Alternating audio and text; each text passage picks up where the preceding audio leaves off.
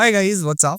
तो देखो finally Realme Buds Air 8 मेरे पास आ गए थे एंड मैंने इनको टेस्ट भी किया। ये Realme Buds Air 7 के सक्सेसर हैं एंड सबको ऐसे जानना है कि Realme Buds Air 7 Pro और Realme Buds Air 8 and Buds Air 7 इन सब में कौन सा वाला बढ़िया है। सब कुछ बताता हूँ, धीरे धीरे बताता हूँ, थोड़ा पेशेंस रखो, वीडियो को एंड तक देखो, आपको सब कुछ अच्छे से मालूम चल जाएगा। Coming straight to the build quality and the price 3500 to 3600 के बीच में मिल रहे हैं। कुछ अगर एक्स्ट्रा कूपन्स या फिर कॉइन्स वगैरह हैं तो शायद आपको और थोड़ा डिस्काउंट मिल जाए, बट ये अभी सिर्फ इनिशियल प्राइसिंग है, इसके शायद इनकी प्राइस बढ़ जाए। 35 to 3600 रुपीज में बिल्ड क्वालिटी जो है भाई कमाल की है मेरे हिसाब से। Buds Air 7 Pro से भी बेटर बिल्ड क्वालिटी मिलती है यहाँ पे। एंड ऊपर की तरफ यहाँ पे जो टेक्सचर डिजाइन मिलता है बहुत ही प्रीमियम लुक आता है, प्लस बॉक्सियर लुक है, एज है। मेरे हिसाब से आज तक का Realme का सबसे बेस्ट डिज़ाइन है, बट ये काफ़ी ज़्यादा सब्जेक्टिव हो सकता है। और इसमें टाइप सी पोर्ट मिल जाता है, पेयरिंग बटन मिल जाता है, LED इंडिकेटर, ये सारी चीज़ें आपको मिल जाती है इसके केस पे। अब देखो अगर TWS की बात करूँ, बहुत मिनिमल दिखते हैं, सोफेस्टिकेटेड दिखते हैं, प्रीमियम दिखते हैं एंड प्रीमियम फील भी होते हैं, तो आपको लुक एंड फील से कोई प्रॉब्लम नहीं आने वाली है। फिट एंड कम्फर्ट की बात करूँ तो ये डेफिनेटली काफ़ी कंफर्टेबल भी हैं, फिट भी बढ़िया थी। मैंने जिम में भी इनको टेस्ट किया, मेरे को कोई दिक्कत नहीं आई। सो जिम वगैरह में भी आप इनको यूज़ कर सकते हो। लेकिन मूविंग फॉरवर्ड देखो, इनका जो ऐप है बढ़िया काम करता है एंड जो टच जेस्चर्स हैं सब कुछ आराम से कस्टमाइज कर सकते हो। टच जेस्चर्स बहुत ही ज्यादा रिस्पॉन्सिव हैं, स्मूथ हैं, एक्यूरेट हैं। सो टच जेस्चर्स से रिलेटेड भी कोई इशू नहीं आएगा। इन ईयर डिटेक्शन भी मिल जाता है इनमें अच्छा खासा, जो एक्यूरेटली काम करता है। बाकी इसमें आपको 11mm एंड 6mm के डुअल ड्राइवर्स मिलते हैं। एंड की म्यूजिक की आउटपुट कैसी है म्यूजिक सेक्शन में बात करने वाले हैं। फर्दर बता दूं 55 dB की ANC मिल जाती है एंड IP55 की इसमें वाटर एंड डस्ट रेजिस्टेंस मिल जाती है। Coming to the connectivity segment, यहाँ पे ब्लूटूथ 5.4 मिल जाता है एंड ट्रिपल पेयरिंग ऑप्शन मिल जाता है, विच इज़ अमेजिंग। मतलब बहुत ही कम TWS हैं जो एक्चुअली में 3 डिवाइसेस के साथ एक साथ कनेक्ट हो सकते हैं। ये आराम से हो जाते हैं, कोई दिक्कत नहीं आती। लेकिन एक इशू जो स्टार्टिंग से चली आ रही है, दैट इज कनेक्ट तो ये हो जाएंगे मल्टीपल डिवाइस से, बट जैसे स्विच होंगे ना आपस में, ये बिल्कुल भी ऑटोमेटिक प्ले पॉज नहीं करते हैं। मुझे यहाँ पे लैपटॉप पे वीडियो देखते टाइम एक कॉल आया फ़ोन पे, मैंने कॉल को आंसर किया, वीडियो मस्त चल रही है वहाँ पे एंड यहाँ पे मैं फ़ोन पे बात कर रहा हूँ एंड वीडियो की ऑब्वियसली आवाज़ नहीं आती है, बट वीडियो आगे चली जाती है। मुझे फिर कॉल काटने के बाद वापस वीडियो पीछे करनी पड़ती है। तो ये डेफिनेटली यूजर एक्सपीरियंस को खराब करता है एंड अभी तक Realme ने ये फिक्स नहीं कर रखा है, सालों से चला रही है। बाय द वे इसमें LSDC का भी सपोर्ट है, तो अगर आपके फोन में LSDC है आप इसको यूज कर सकते हो। मेरे फोन में नहीं था तो मैं यूज नहीं कर पाया। ऐप में डेफिनेटली दिखाता है कि एनेबल हो गया है, बट आपके फोन में भी होना चाहिए एंड जो म्यूजिक आप सुन रहे हो वो भी भाई उस फॉर्मेट में, आई मीन उस कोडेक में होना चाहिए। तो ये चीज का ध्यान रखना। लेकिन अगर आपके पास है LHDC कंटेंट प्लस फोन, आप डेफिनेटली LHDC में एंजॉय कर सकते हो मीडिया। अब देखो म्यूजिक की बात करते हैं। Realme Buds Air 7 म्यूजिक में काफी अच्छे थे, लेकिन भाई इनमें और भी नेक्स्ट लेवल की म्यूजिक मिलती है। मतलब Air 7 से नेक्स्ट लेवल की म्यूजिक मिलती है, क्लैरिटी मिलती है, क्लैरिटी डेफिनेटली एनहांस की गई है। बेस तो बहुत ही बढ़िया है जो हमेशा से Realme में आता है, प्लस अलग अलग मोड्स हैं, लाइक आप वॉल्यूम एनहांसर ऑन कर सकते हो, उसके बाद भी आपको प्रीसेट्स वगैरह मिल जाते हैं एंड बेस के लिए बथेरे ऑप्शंस हैं, बहुत सारे ऑप्शंस हैं एंड डेफिनेटली बेस तो आपको पसंद आएगी, लेकिन साथ ही में ट्रेबल की क्वालिटी भी बढ़िया है, वोकल्स की क्वालिटी भी बढ़िया है। सो ओवरऑल म्यूजिक क्वालिटी मैं बोल सकता हूँ भाई काफ़ी बढ़िया है, you will love it for sure. And Air 7 से एक बड़ा जंप है म्यूजिक के सेगमेंट में, बट Air 7 Pro से अगर कंपेयर करूँ तो काफ़ी सिमिलर है ये। तो Air 7 Pro का मैं बोल सकता हूँ जो ऑडियो ट्यूनिंग की गई थी वो इसमें भी इंप्लीमेंट कर दी है, तो अभी थोड़े कम प्राइस में हमको Air 7 Pro जितनी अच्छी ऑडियो मिल जाती है। बाकी रही ANC की बात, यहाँ पे भाई मैं डिसअपॉइंट हुआ हूँ, मैं बताता हूँ क्यों। 55 dB की ANC ऑन पेपर्स है। मैंने भाई साथ ही में मोटो बड्स बेस को ट्राई किया जिसमें 50 dB की ANC मिलती है and to my surprise Moto Buds Base में बेटर ANC फील हो रही थी मेरे को, स्लाइटली लेकिन डेफिनेटली बेटर।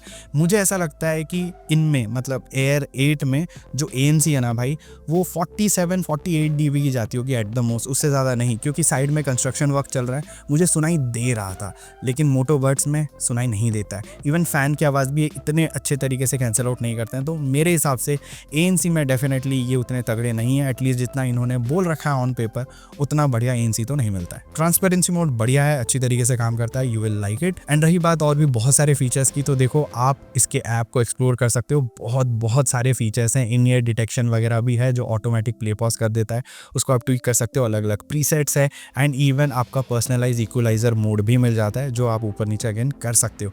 तो ये सारी चीज़ें आप खुद देख लेना एंड जिनको भी स्पेशल ऑडियो वाला फीचर चाहिए वो भी इसमें उपलब्ध है। तो चेक कर लेना अपने हिसाब से। बाकी देखो अगर मैं गेम मोड की बात करूँ तो अगेन 45 मिलीसेकंड की लो लेटेंसी मिल जाती है, गेमिंग आराम से हो जाएगी। कॉलिंग पे आ जाते हैं, कॉलिंग भी डेफिनेटली इंप्रूव की गई है लास्ट जो हमारे एयर 7 आते थे उससे अगर मैं कंपेयर करूँ। एंड भाई मुझे कॉल क्वालिटी बढ़िया लगी, रियलमी हमेशा से कॉलिंग अच्छी ही देता आ रहा है एंड इसमें भी बढ़िया कॉलिंग मिल जाती है। मैंने भाई ट्रैफिक वाले सिनारियो में भी टेस्ट किया, इंडोर्स में भी टेस्ट किया।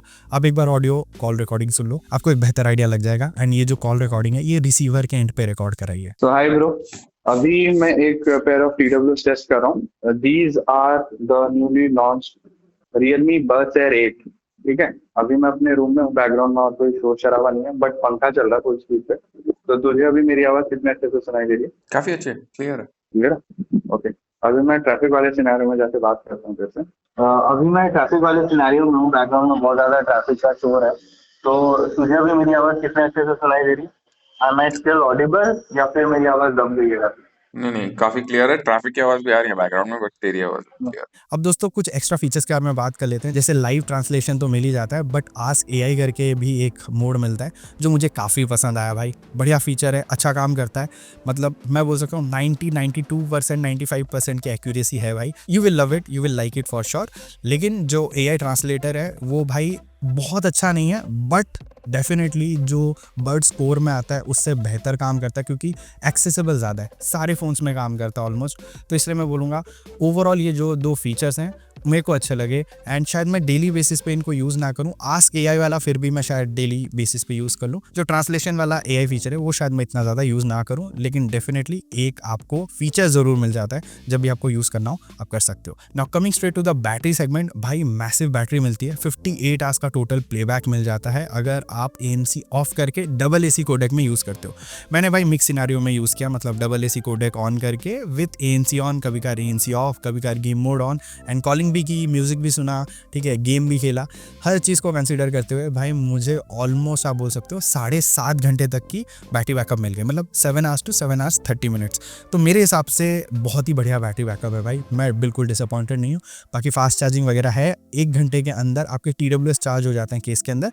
एंड फुल 0 से 100 चार्ज करने के लिए, मतलब मान लो TWS भी 0 पे है, केस भी 0 पे है, आपको ऑलमोस्ट 2 घंटे के आसपास लग जाएंगे, ऐसा इनकी वेबसाइट पे बोला है। मैंने इनको टेस्ट नहीं किया क्योंकि इतना वक्त ही नहीं दिया आप लोगों ने, आपको इतनी जल्दी रिव्यू चाहिए था। तो मेरा ओवरऑल एक्सपीरियंस बढ़िया है। 3500 में I can definitely suggest these TWS, लेकिन अगर आप सिर्फ ANC के बेसिस पे ढूंढ रहे हो आई वुड से मत खरीदो इनको, थोड़ा डिसअपॉइंट हो जाओगे। Air 7 Pro अभी भी ANC में इनसे बेटर है, OnePlus Buds 4 भी ANC में इनसे बेटर है। एंड अगर आप इनको Air 7 के साथ कंपेयर करना चाहते हो, देखो Air 7 से मैं अगेन बोलूँगा ANC थोड़ी सी नीचे तो मेरे को लगी, बट बाकी हर मामले में बेटर है। शायद आपको डे टू डे लाइफ में ANC का जो डिफरेंस है वो फील ना हो, लेकिन बाकी दूसरी चीज़ों का डिफरेंस डेफिनेटली फील होगा। स्पेशली जो म्यूजिक की क्लैरिटी है वो बेटर हो गई है and you will like that. And Air 7 Pro के सारे फीचर्स इसमें हैं, तो इस हिसाब से मैं बोलूँगा Air 8 काफ़ी ज़्यादा वैल्यू फॉर मनी एंड काफ़ी फीचर रिच TWS हैं।